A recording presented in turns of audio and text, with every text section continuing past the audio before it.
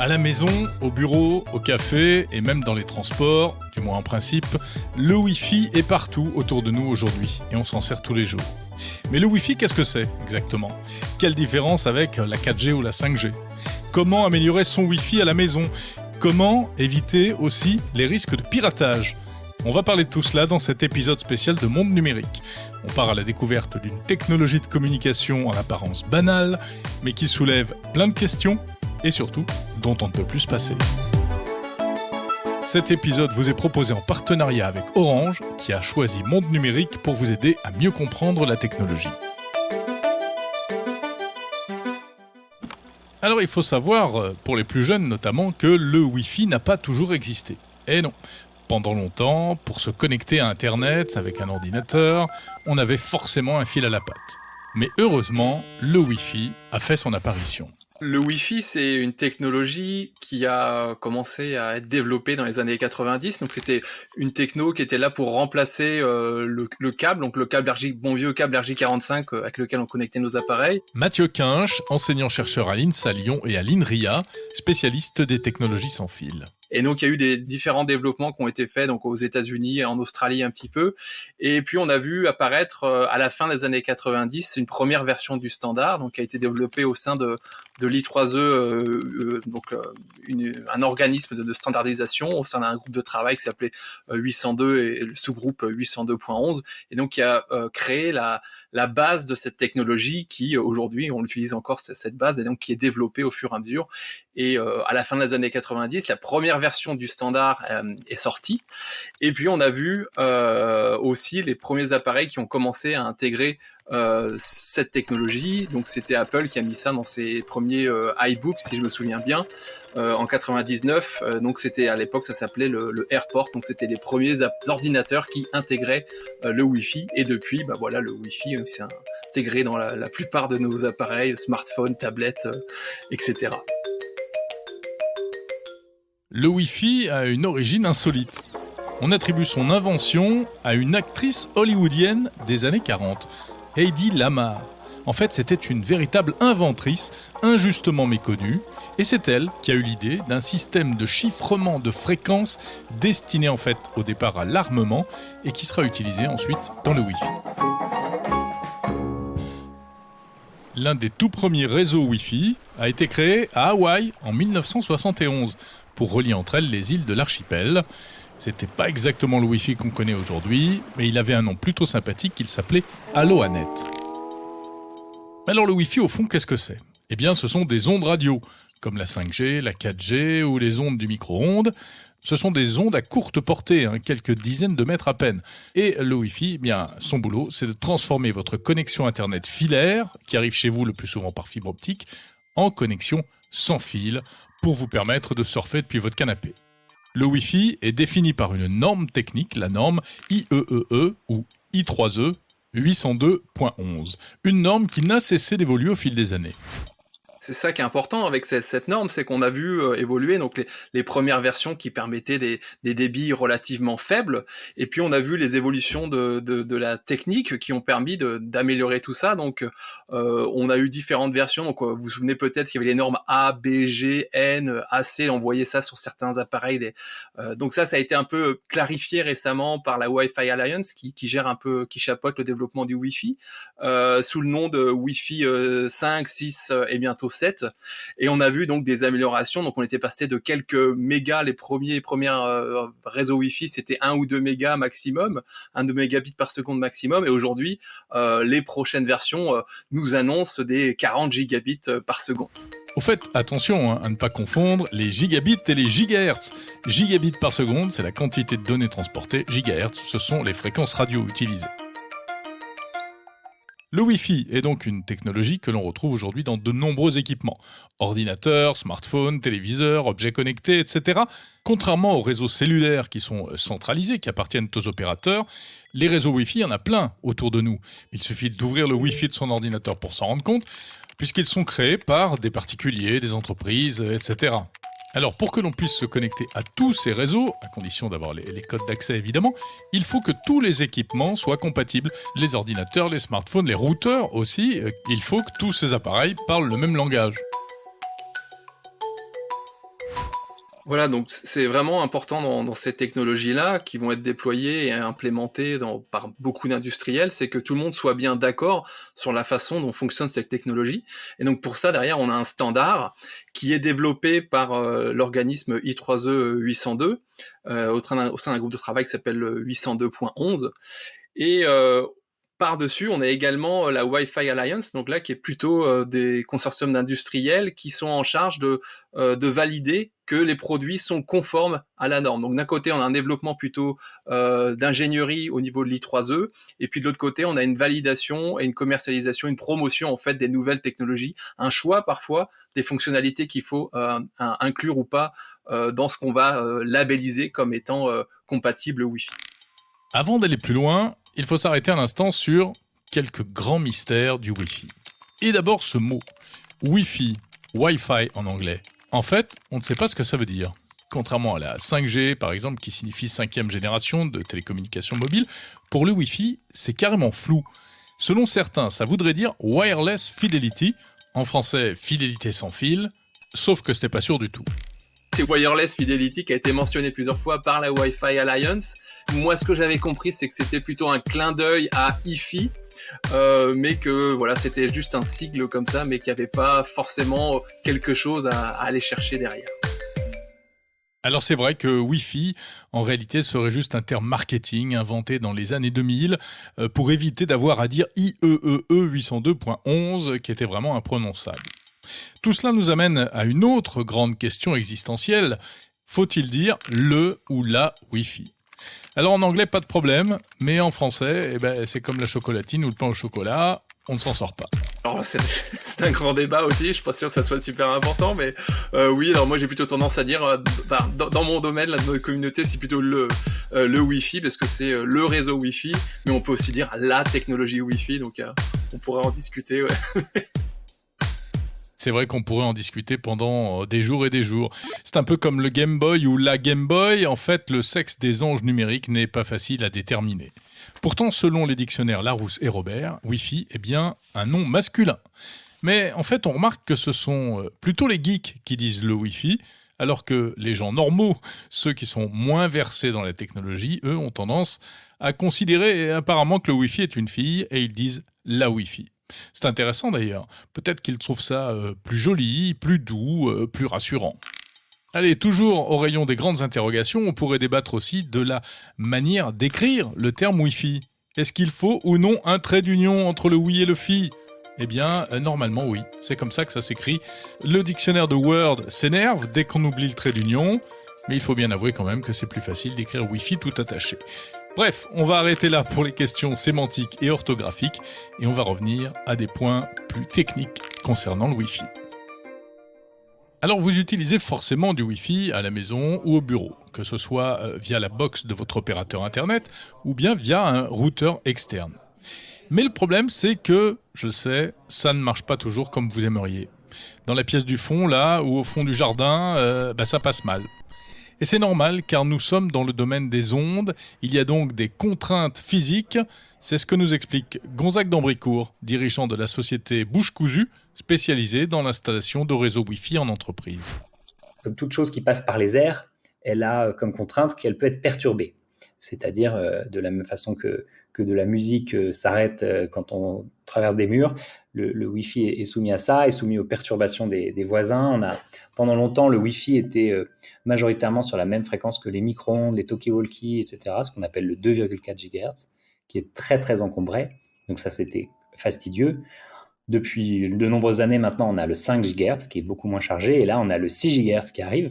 Donc ça, c'est la partie fréquence et disponibilité dans l'air, en gros. Et de l'autre côté, effectivement, le protocole, enfin tous les protocoles qui tournent autour du Wi-Fi, tous les standards se sont beaucoup améliorés pour aider les appareils à mieux comprendre leur environnement radio.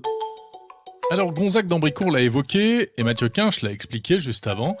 Il n'existe pas un Wi-Fi, mais des Wi-Fi, qui s'appuient sur différentes plages de fréquences. Aujourd'hui, les ordinateurs et les smartphones utilisent du Wi-Fi 5 GHz, mais de nombreux objets connectés continuent d'être compatibles uniquement avec le vieux Wi-Fi 2,4 GHz. En fait, le 2,4 GHz porte plus loin que le 5 et initialement coûtait un peu moins cher je pense beaucoup de constructeurs qui faisaient pas d'efforts sur leur carte électronique pour passer au 5. Et c'est un peu universel. Tout le monde a du 2,4. Pendant longtemps, tout le monde n'avait pas du 5. Aujourd'hui, on pourrait effectivement largement basculer en 5. Donc, c'est en train de changer. Mais pour le moment, on ne peut pas complètement couper le 2,4 si on a des objets connectés pas très récents ou de constructeurs qui n'ont pas fait l'effort du 5. Les caméras sans fil, des choses comme ça, c'est souvent en 2,4 GHz parce que ça porte plus loin. Et parce qu'on veut que le client il se dise « je peux la mettre hyper loin de ma box ». Et c'est comme ça qu'on a souvent les deux Wi-Fi qui cohabitent, parfois sous le même nom, 2,4 et 5 GHz.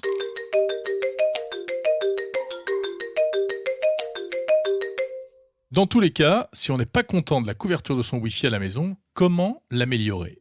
Petit rappel des conseils de base avec Gonzague d'Ambricourt. Le conseil de base, déjà, c'est de ne pas enfermer trop sa box dans un environnement qui va la contraindre pour l'émission Wi-Fi. Par exemple, si vous enfermez votre box dans un joli meuble en métal, ça va faire un effet qu'on appelle cage de Faraday, et donc les ondes vont très mal se diffuser. Pareil, on va éviter de la coller trop près d'un mur porteur énorme. Le Wi-Fi, donc en extérieur, avec aucune perturbation, le Wi-Fi, ça porte à environ 100 mètres. Et évidemment, en intérieur, cette portée s'écroule parce que dès qu'on croise des obstacles, une porte, des feux, des vitres, une porte blindée, alors là, c'est encore pire, donc des murs porteurs, eh bien, le signal s'affaiblit. Et donc, le travail d'interaction entre votre appareil, c'est-à-dire votre ordinateur, votre smartphone, et la borne Wi-Fi, donc souvent chez les gens, leur box, elle va être beaucoup plus difficile. Un peu comme deux personnes qui s'entendent mal, va passer son temps à répéter ce qu'elle a dit, et l'appareil client aussi, et donc déjà ça consomme beaucoup de batterie, et c'est du temps perdu, donc ça induit des latences, et donc ce qu'on connaît de la vidéo qui saute, la qualité qui baisse.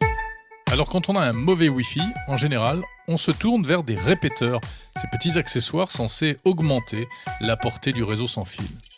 Alors, c'est une des solutions les plus faciles à déployer, dans le sens où il n'y a pas besoin de tirer de nouveaux câblages dans son domicile, et que effectivement, c'est un côté un peu ce qu'on appelle plug and play, c'est on branche, on fait quelques clics et c'est fonctionnel. En général, c'est pas mal. Ensuite, les gens en exigent beaucoup par rapport à ce que ça fait.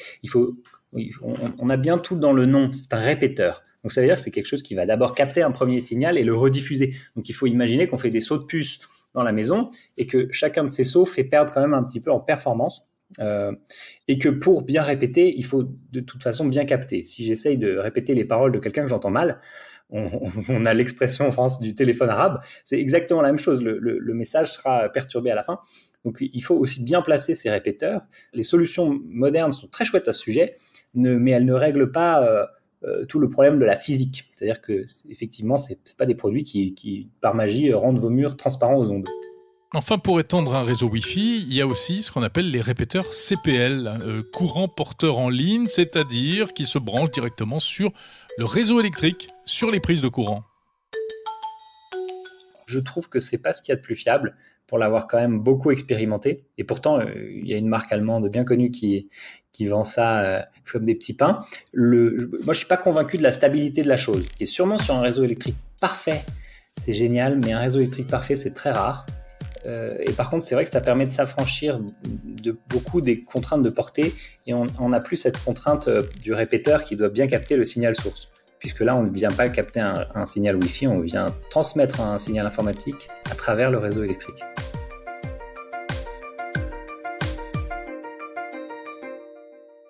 Si on parle de Wi-Fi, il faut parler de sécurité des données.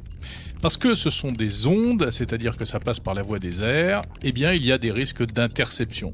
Lorsque vous envoyez des messages, lorsque vous consultez vos comptes bancaires ou simplement lorsque vous allez sur le web. Alors heureusement, les concepteurs de Wi-Fi ont mis en place dès le début des systèmes de chiffrement pour protéger les communications. Mais on s'est vite rendu compte que ce n'était pas infaillible, comme le rappelle Mathieu Quinche, spécialiste de la sécurité des réseaux sans fil à l'INRIA.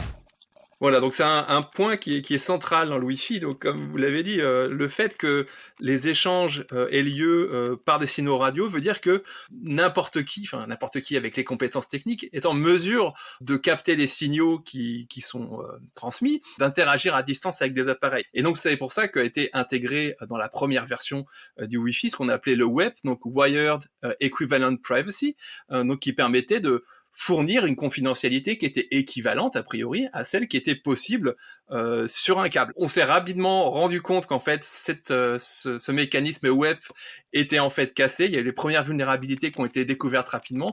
C'est quelque chose qui a fait le plaisir d'un grand nombre de hackers dans les années 2000. Le web était très facile à hacker à l'époque et aujourd'hui c'est un exemple très facile pour démontrer les vulnérabilités dans les réseaux sans fil. Ouais, c'est pas très rassurant tout ça. Hein. Heureusement, les scientifiques nous ont mis au point un autre système baptisé WPA. Mathieu Quinche. Une fois que le web a été identifié comme étant très vulnérable, en réponse à ça, un peu en catastrophe, la Wi-Fi Alliance, sans attendre l'I3E 802, a développé une version patchée qu'on a appelée WPA, donc qui reposait sur les mécanismes cryptographiques qui étaient les mêmes que pour le web, mais les utilisait d'une manière un peu différente qui rendait les attaques du web inutilisables. Donc c'était pas un changement majeur, mais ça permettait de patcher rapidement, de réparer à la va-vite le système. Et en parallèle, l'organisme de standardisation l'I3E a développé quelque chose de plus robuste qu'on a appelé par la suite WPA 2 et qui a été intégré et qui cette fois-ci repose sur des bases cryptographiques qui sont beaucoup plus solides que ce qu'on avait dans le web et le WPA. Et là, plus récemment, on a eu le WPA 3 qui est arrivé avec de nouveaux mécanismes de la sécurité renforcée, en particulier par le support de fonctions cryptographiques plus robustes, et puis aussi des nouvelles fonctionnalités qui permettent de protéger les données dans tout un tas d'autres contextes. Alors ça, c'est plutôt rassurant. Le WPA veille sur nous. Si notre box est à jour, qu'on a un système qui est à jour, qu'on a un mot de passe sur notre réseau qui est robuste, hein, donc on va pas revenir là-dessus, mais bon, il faut choisir ses mots de passe de manière robuste pour pas qu'ils soient devinables facilement. Oui, on va éviter 000 ou 1, 2, 3, 4, quoi. Voilà, ce genre de choses. Et puis si on a configuré donc le bon mode, donc le WPA 2 ou alors WPA 3 maintenant quand c'est disponible, normalement, notre réseau, il est fiable. Donc, chez vous, un conseil, allez dans l'interface d'administration de votre box ou de votre routeur, vérifiez que vous avez bien activé au moins l'option WPA 2, éventuellement WPA 3. Et une fois qu'on a fait ça, en principe, on peut dormir sur ses deux oreilles. Mais il ne faut peut-être pas se réjouir trop vite, car il y a d'autres risques liés au Wi-Fi. Par exemple, si vous communiquez un peu trop facilement vos codes d'accès. Des amis, etc., à qui on va donner votre mot de passe. Donc là, il peut y avoir un risque que le mot de passe soit diffusé, et donc quelqu'un d'extérieur puisse y accéder, quelqu'un de malveillant. Et puis, il y a aussi le problème donc d'inviter des personnes sur notre réseau Wi-Fi, ça veut dire que c'est des appareils qui vont venir s'y connecter et accéder à notre réseau interne. Donc là, il faut faire attention également, parce que si un de ces appareils est compromis et sous le contrôle d'un pirate, et bien cet attaquant pourra faire un peu ce qu'il veut sur le réseau. Donc là, c'est plutôt c'est pas le Wi-Fi qui est en cause, c'est plutôt la façon dont on gère notre réseau et qui on autorise à se connecter dessus. Alors, il y a une question que j'ai envie de poser à Mathieu Quinche. Si quelqu'un a mon mot de passe Wi-Fi, certes, il peut utiliser ma connexion Internet, mais est-ce qu'il peut également entrer dans mon ordinateur ? Alors, ça va dépendre des versions de sécurité que l'on a. Donc, si vous êtes sur le WPA 2, si vous avez connaissance du mot de passe, oui, la personne, l'attaquant qui observe les communications sera en mesure de récupérer ce qui se passe. Alors, avec des outils spéciaux. Oui, avec des outils spéciaux, mais qui sont, aujourd'hui relativement faciles à utiliser. Alors, une bonne nouvelle, c'est qu'on n'a pas qu'un seul niveau de protection sur les réseaux de communication aujourd'hui. Donc, on a la protection, la sécurité au niveau du Wi-Fi, mais par-dessus, bien souvent, on a des protections comme le HTTPS, le petit cadenas vert qu'on a dans notre navigateur, qui va faire en sorte que nos communications sont chiffrées. Donc, la plupart des échanges qu'on va avoir par-dessus le Wi-Fi vont avoir un niveau de protection supplémentaire, donc qui va nous protéger d'une certaine manière ici. Et puis maintenant, on a vu la dernière évolution de la sécurité dans le Wi-Fi, qui est le WPA3, et qui introduit un mécanisme qui permet justement d'éviter que quelqu'un qui connaisse un mot de passe soit en mesure après de récupérer tous les échanges qui ont lieu sur le réseau. Et donc ça, c'est une amélioration qui est tout à fait louable, puisque ça permet de se prémunir contre toutes les menaces dont on discutait tout à l'heure. Donc, si on est prudent, globalement, il y a peu de risques à utiliser du Wi-Fi à la maison, à condition d'avoir un système pas trop vieux et de prendre un minimum de précautions. Par exemple, la plupart des box et des routeurs aujourd'hui permettent de créer un réseau invité, c'est-à-dire un réseau supplémentaire qui s'appelle généralement Wi-Fi Guest et qui permet aux gens qui viennent chez vous de profiter de la connexion Internet, mais sans possibilité d'accéder aux autres ordinateurs du réseau. Mais le problème, c'est que le Wi-Fi, on ne s'en sert pas seulement à la maison. C'est bien pratique de se connecter aussi à l'extérieur, dans un café ou dans un hôtel par exemple. D'autant que c'est plus écologique d'utiliser le Wi-Fi que la 4G ou la 5G. En prenant en compte l'ensemble du processus, ça consomme moins d'énergie et ça produit moins de CO2. Mais se connecter au réseau Wi-Fi de votre restaurateur préféré, malheureusement, ce n'est pas sans risque. Alors, je vais prendre le cas le plus simple où on se connecte au réseau d'un hôtel ou d'un restaurant. Donc là, on se retrouve dans un cas où on est sur un réseau sur lequel il y a potentiellement d'autres utilisateurs, et donc certains de ces utilisateurs sont malveillants. Donc on est bien souvent connectés directement. Ils peuvent se connecter à notre appareil en échangeant des messages et peuvent éventuellement donc capter une partie du trafic qu'on va envoyer, donc collecter des données, mais ils peuvent aussi nous attaquer, donc essayer de compromettre, de s'introduire dans notre système en exploitant des vulnérabilités sur notre appareil qui ne seraient pas forcément à jour, par exemple, et donc prendre le contrôle de notre appareil à distance. Donc ça, c'est une des menaces à laquelle on peut s'exposer. Et puis, il y a l'autre cas, c'est qu'on n'est pas forcément connecté, mais voilà, vous l'avez dit, c'est réseau Wi-Fi, donc réseau Wi-Fi de l'hôtel, il va avoir un nom de réseau, un SSID assez commun, par exemple Wi-Fi hôtel, et puis une attaque qui est assez populaire dans le milieu, c'est de dire qu'on va créer des faux réseaux qui vont s'appeler comme des réseaux qui sont communs. En ce faisant, ça va attirer un grand nombre de connexions puisque nos appareils se connectent automatiquement aux réseaux qu'ils connaissent déjà. Et là, la seule façon de les identifier, les réseaux, c'est le nom. Et ce nom est très facile à usurper. Donc cette technique de créer des faux réseaux va faire en sorte que des appareils vont venir se connecter. Et une fois qu'on les a attirés, là, on a une connexion directe avec eux. On peut faire ce qu'on appelle des attaques d'hommes au milieu, donc intercepter le trafic, faire des attaques, exploiter des vulnérabilités sur l'appareil. Donc là, on est vraiment dans une position qui permet de faire beaucoup de choses. Donc là, je crois qu'on a bien compris que la sécurité des réseaux informatiques, c'est une histoire quand même sacrément complexe, puisqu'il y a plein de niveaux différents et il y a donc des failles potentielles à tous les étages. Comme dirait l'autre, le risque zéro n'existe pas. Maintenant, il ne s'agit pas non plus d'être parano. Comme le rappelle Gonzague d'Ambricourt, les vrais piratages, ça concerne surtout les personnes qui sont délibérément ciblées. Dans nos clients, on a des gens qui font des missions avec des entreprises de la défense, etc. Eux sont beaucoup plus susceptibles de faire l'objet d'espionnage, par exemple. Donc là, ce sera quelque chose de ciblé. Ça veut dire qu'il va y avoir des moyens mis en face par des unités parfois étatiques pour aller chercher de l'info, pour voler l'ordinateur, pour accéder à son contenu. Pour monsieur et madame tout le monde qui partagent leurs photos sur Facebook, bon, vous êtes moins intéressant pour un hacker. Ça n'empêche pas de faire attention. Alors, pour se protéger, quand on se connecte à un Wi-Fi public, il existe une solution qui tient en 3 lettres. VPN, Virtual Private Network, autrement dit réseau privé virtuel. Ça se présente sous la forme d'un logiciel payant ou gratuit qui crée une sorte de tunnel sécurisé dans lequel nos données vont être envoyées. Est-ce une bonne idée pour les particuliers ? Réponse de Mathieu Quinche.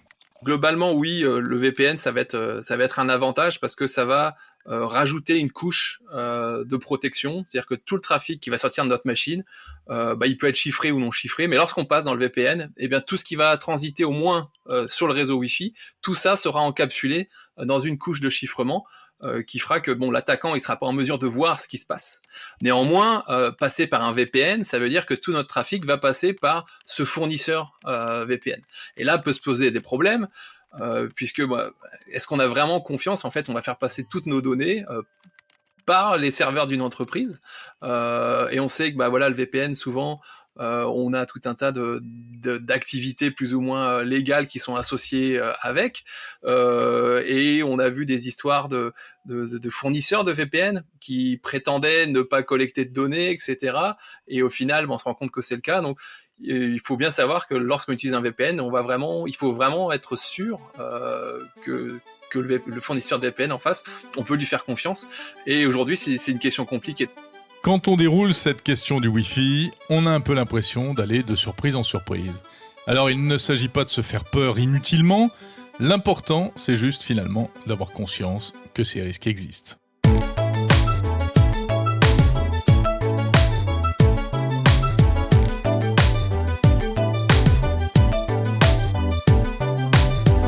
Merci d'avoir écouté cet épisode spécial de Monde Numérique en partenariat avec Orange.